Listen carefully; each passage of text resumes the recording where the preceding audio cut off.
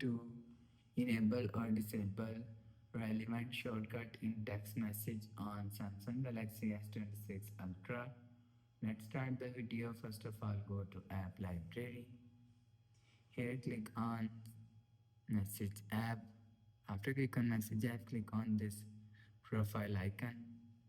After click on this profile icon, scroll down and click on Message Settings. After click on Message Settings, scroll down and click on Suggestions. After click on Suggestions, click on Action. After click on Action, you will see Suggest Action is here. If you want to disable relevant shortcut, so turn off this button. After turn off this button, you will see relevant shortcut is disabled. If you want to enable relevant shortcut, so turn on this button. After turn on this button, you will see relevant shortcut is enabled. You will enable or disable relevant shortcut from here.